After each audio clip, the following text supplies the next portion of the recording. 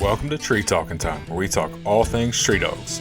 From the smallest fights to the largest hounds, treating squirrels to bears and everything in between. And from time to time, we might even run a little fast game.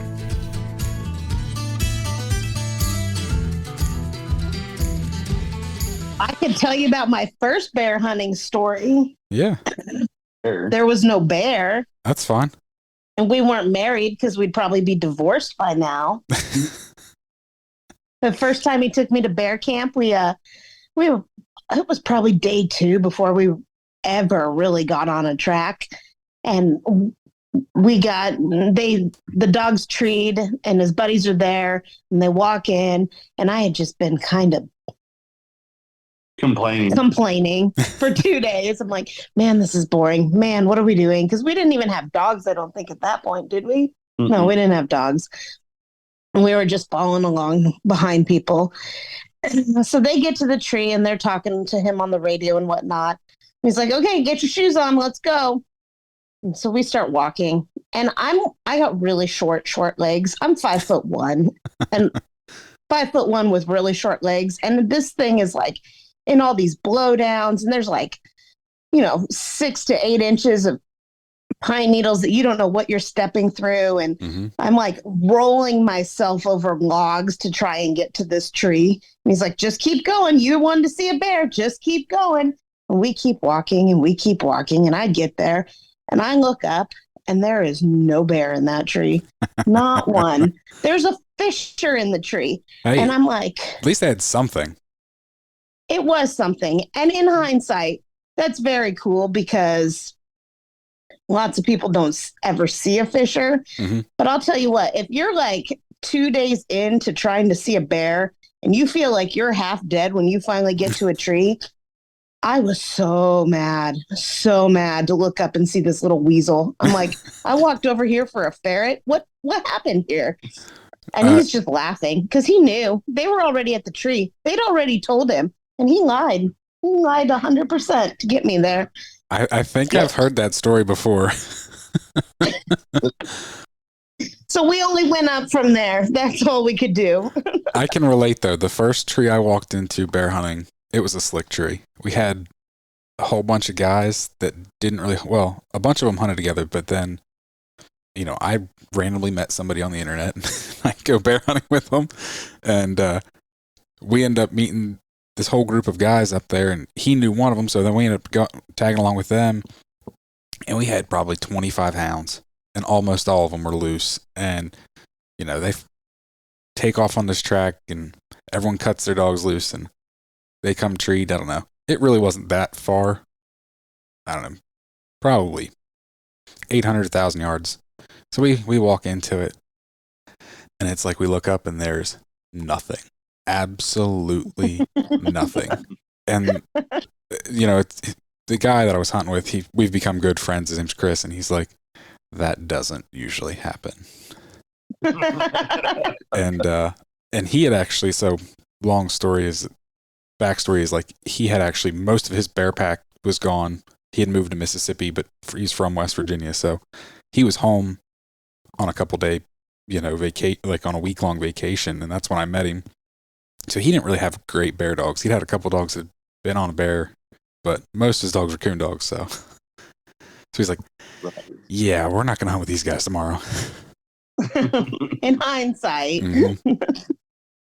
Yeah, anymore, like I look at our early days of bear hunting and I'm like, man, I don't know why I love it like I do, because I could have killed you 9 out of 10 times that we went. And for a while, like, there was some crazy stuff that happened, but now it's more fun now that you have dogs that actually know what they're doing. That definitely makes it a lot better. At least you think they know what they're doing. And we're probably nicer to each other now than we were back then, too. So. Oh, yeah. She quit hunting with me for probably 3 years. Oh, yeah. We could not hunt together. We had differences of opinions. We had different dogs. That's funny. Completely separate packs of dogs, huh? Oh, yeah. Yeah. Well, before we get too far into this, obviously, Jason, your voice real familiar to my listeners. I think this is the 4th podcast of mine you've been on. Is it really? I think so. They kind of fly by. I'm pretty sure, yeah, 4th. Because you came on about this time last year. The shirt launch, the Garmin one, and now this. Oh, yeah. So, and then plus we've done multiple other ones together before too. So, for your podcast, but obviously, your lovely wife, she's not familiar. So, Dani, why don't you introduce yourself? I'm Dani, and I'm the other half of Jason Duby. That's the short answer. The two Doobies. We used to do a lot of things together in Hounds, and then we ended up having a bunch of children. So now I just stay home and let him look good. There you go.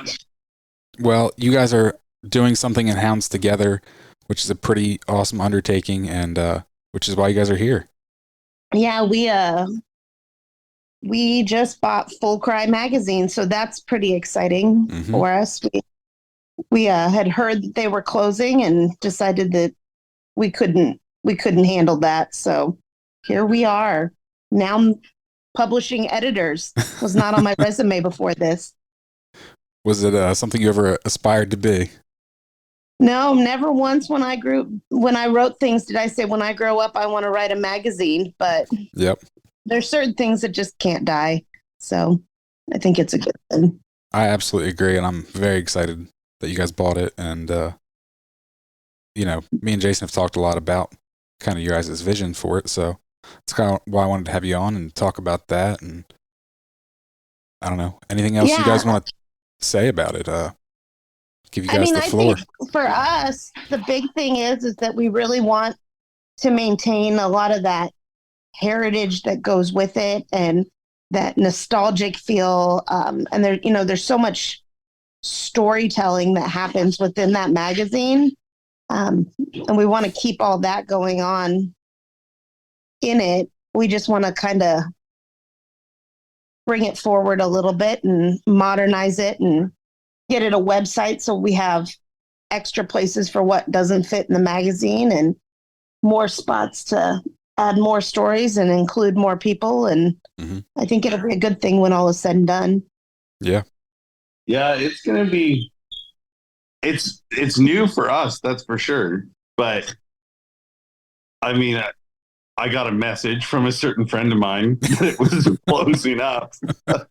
We'll leave him unnamed. And I'm like, I don't know. I went and I talked to Buddy and he says, no, I'm not really interested. So Dani says, well, how about us?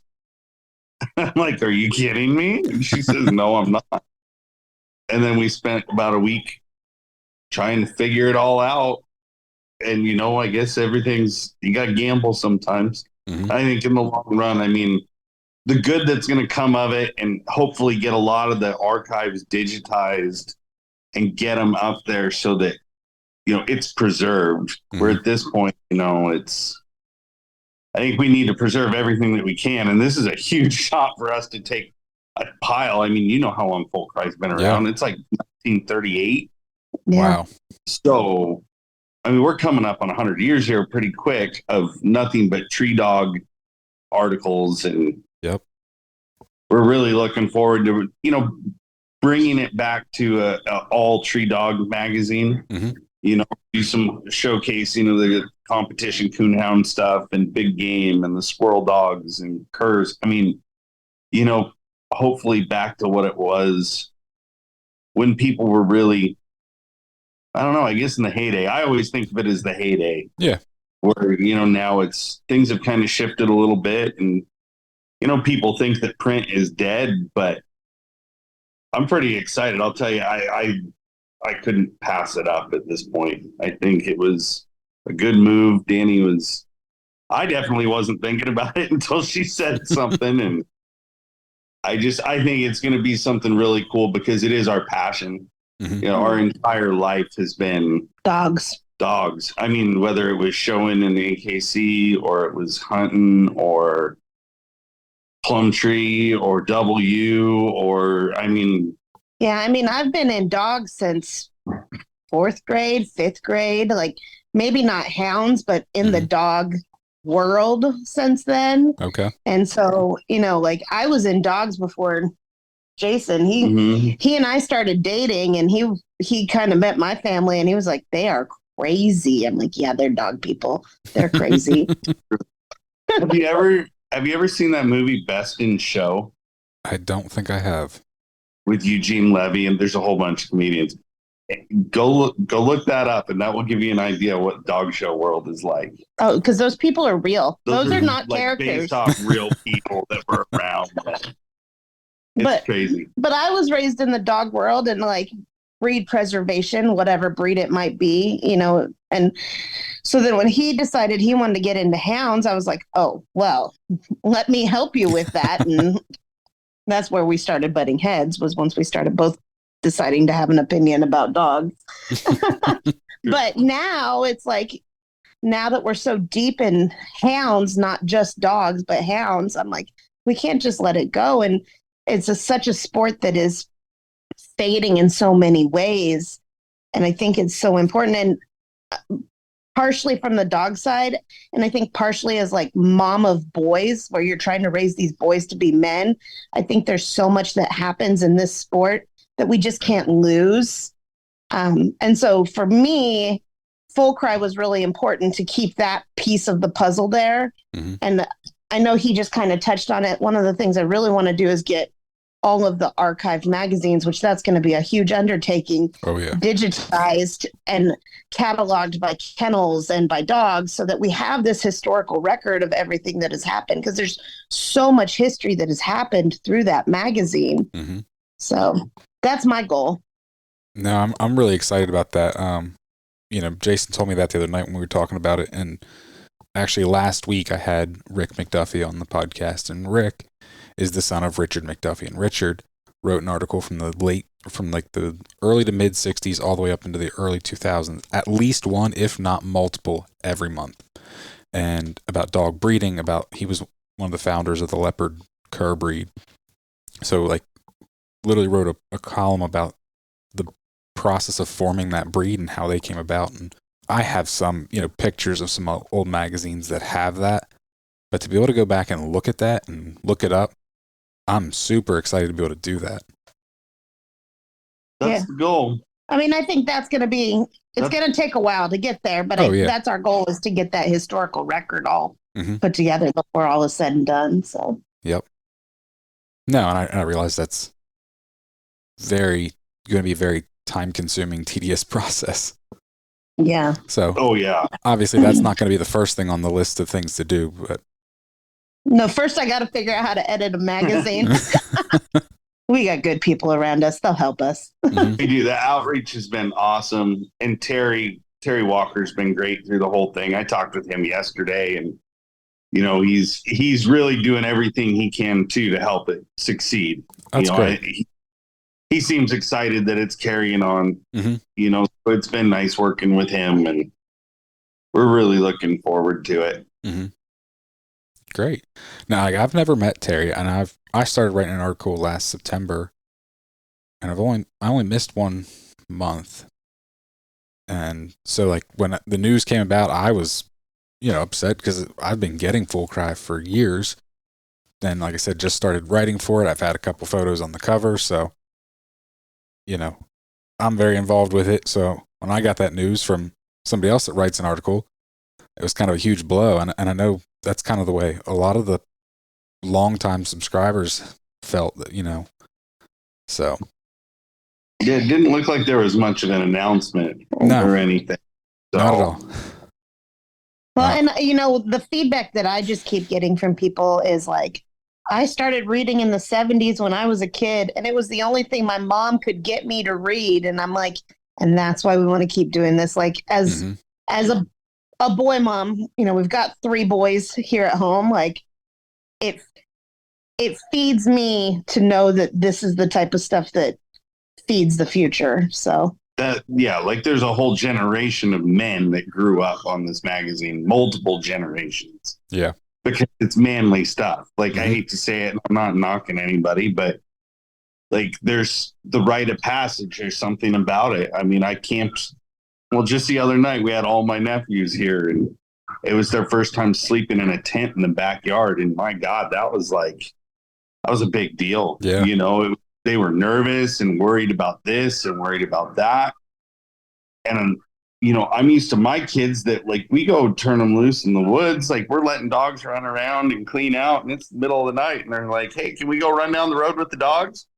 Sure. And there's no flashlight. There's no nothing, like they're just used to it because this lifestyle, I think that breeds a lot into young men. Yeah. And I think and young women. I know that this is a whole new generation and that the female hunters out there have got to be one of the largest growing groups. Oh, definitely. It's pretty amazing to see. Like we're definitely making wins legislatively. Mm-hmm.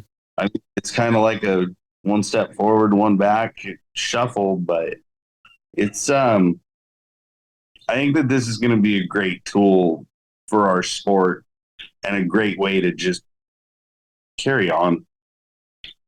Yeah. No, I agree, and I'm really excited. It's it was going to be a huge blow to the sport, and I think, like you said, print. Everyone says print media is dead. I think that there's recent. I don't know what it was last year. PKC decided they were going to stop producing Pro Hound. Well, they quickly reversed that decision because PKC members let them know that print is not dead, and there's the growth of Southern Hound Hunting Magazine, which is a fairly recent magazine, and it's done very well. So yeah, I think if you're willing to put the work into modernizing things, and I'm not trying to knock Full Cry, but it went a very certain direction. It was very curved. And that's where like a lot of the feedback I've gotten, because I shared your post a couple times, is a lot of people were like, well, I quit getting it because it was all curs. But if it's going to go back to being just a general all tree dog stuff, like people are excited to see it again. I think, having color photos and that gets people excited because, flipping through a magazine with a bunch of black and white photos, especially in today's world, just, it's not the same as flipping through something that has a bunch of color photos. I've never flipped through more magazines than I have in the last 3 weeks trying to figure out like, paper and the print and color. And it's been interesting. You look at them different. Yeah. And someone told me that. They're like, well, why would you do a print magazine? I said, dogs are prettier on paper. Don't you know that? Yeah. And dog people like to see their dogs in print magazines. Yes. And, and I think that to me with Full Cry is the big appeal that has always been there is there are other magazines out there, but everything is just so compartmentalized. And it's like this part of the sport over here with coon hounds and this part of the sport over here, but Full Cry it's the all encompassing. Like we can celebrate all dogs, and all dogs have attributes that we can relate to, even if that's not what we're hunting. So for it to have a magazine that really focuses on everybody, I think that that's very uniting for the sport in and of itself. Definitely. And it'll be nice. I mean, because we'll have, the outreach of people wanting to write is incredible. That's great. And we will be getting back to everybody. Dani is answering messages as fast as she can. Insanely. It's been crazy, and I underestimated the outreach. Like I did underestimate that. It's just been crazy how much everybody wants to see it keep going. So that's hopeful. That's hopeful for me, at least. No, definitely. Like I said, I don't know. I shared it 3 or 4 times at least, and a lot of people like tagging other people say, and then oh yeah, I'd be interested. And so I've saw quite, and that's not even like people obviously I didn't get messages about it, but people just commenting in the where I shared it were like, yeah, I'd be interested in helping. So I can only imagine the flood of messages and comments, and we appreciate it. There's a spot on the website where you can submit a contact, and that's just what we're asking everybody to do right now as a first round, because I'm working Monday through Friday at W, and she's trying to get through messages during the day, but for us on the West Coast, it's kind of tough because we can't really reply to East Coast messages while our day's winding down because y'all are asleep or Yeah. hunting like you should be. Yeah. I went to reply to somebody at 9:00 at night the other day, and I was like, they're going to think I'm psycho. It's midnight over there. I can't hit reply. Just reply. It's whatever. But that'll, kind of get everybody in, and hopefully there's going to be a lot of opportunities. I'm not going to lie, the print real estate is going to be prime. Mm-hmm. We are really looking to bring the magazine up to what we all hope it will be. Yeah. But that being said, I mean, we've got lots of pages on the internet. We want to make sure that we still have places for these hunts to get posted, and just bring it in more. Like everything needs to lend a hand to the other. The magazine, the website, all of it. It's gonna all serve its part, and we're just trying to grow it. Yeah, manageably. I don't know. Yeah. But we are kind of jumping the gun because we put the announcement out there, and I'll be honest, like I don't even have all the materials yet, so we're just scrambling as we go right now. And so that's why we did decide to take a couple month break so we can really get infrastructure in there, because I don't want to produce our first one and have it be halfway done. I want it to, when we restart this, to be where we want it to be. So yeah. She wanted to do it in September, and I reminded her, you have to submit that the 1st of August, and you're having a baby. Yeah. So we had to push it out till October. That throws a little bit of a wrench in there. I decided to throw maternity leave in. Well, the last time you had a baby, I remember Jason telling me you were back to work like 2 weeks later. So I was back to work on the way home. Okay. We had to stop by the office because I had to run payroll. I remembered it was like ridiculous because I'm like, he's like, yeah, we had to do something. And I was like, wait a minute, didn't she just have a baby? And he's like, oh yeah. Yeah, I don't stop real well. Well, I know it's going to be an awesome magazine.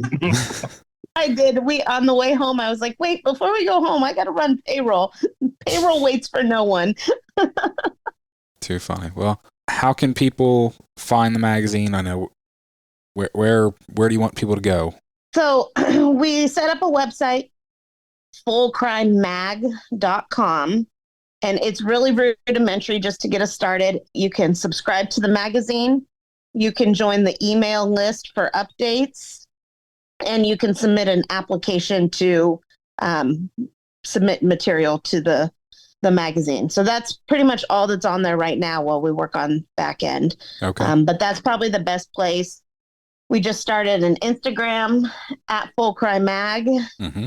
And then we're working, Terry had a Facebook up already. So we're working on getting that transferred over, and that should be updated and live next week too. So awesome. Anything else? I don't think so. I don't know. We're flying by the seat of our pants. Like, I wish we had this big, elaborate, cool story. It kind of just all happened, and it had to happen, so I didn't have time to freak out. But we are winging it. We're asking people, be gracious with us. Yeah. Like, we're gonna give it everything that we've got, Mm-hmm. And we definitely welcome feedback. I have heard a lot of things, and I'm very open to all of that, but we're just trying to make little changes as we can to make this happen. But I think it's really important to our sport that we keep this piece of it. So here we are. Yeah. And we are making some changes. We are going to go color. Mm-hmm. We're looking at and we're going to drop to 6 issues a year instead of 12. Okay. So there will be a little less on the issues, but higher quality content and full color. I think it'll make a difference. And then you're still going to see monthly updates, weekly updates on the website. So there's going to be content that's never printed in the magazine that just gets added to the website too once we get to that point. So okay. Obviously, I kind of had a little bit of insider knowledge of this whole process, and I had a couple people that were like worried that they've used Full Cry as an outlet for their associations. And I was like, just hold on. I'm like, Yeah. there might be a buyer. I'm like, and then at some point I saw somewhere on Facebook that someone was like, yeah, they're working with a buyer. I'm like, good. Somebody posted. I can be like, yep, there's potentially a buyer. I'm like, well, and that's part of why we announced it, even though I didn't have all my ducks in a row. I was like, we've got to put something out there. People know we've got to put it out there. So, well, I'm very happy. It's funny because you tell people, right? And the usual response was, what the F? and you never knew if And that you was know good. if it was good or bad. Like, some people thought we were completely crazy, and other people are like blown away and ecstatic about it. Yeah. No, that's awesome. And I really wish you guys the best with it. And any way I can help, I'm certainly here. Oh, you're sucked in already, man. You started this train moving. Don't you even think you're getting out of helping? It'll be good. We're excited, man. We really appreciate you helping spread the word, and It's my the pleasure. community. Great. We got a pretty tight-knit group of guys in the industry that, we all cross paths quite frequently, but everybody's been so great about helping us get this launched. And I just ask everybody, if you've never been a Full Cry subscriber, you don't know what you're missing out on, so you should probably sign up now. Yeah. Now's a good time. Now's a good time.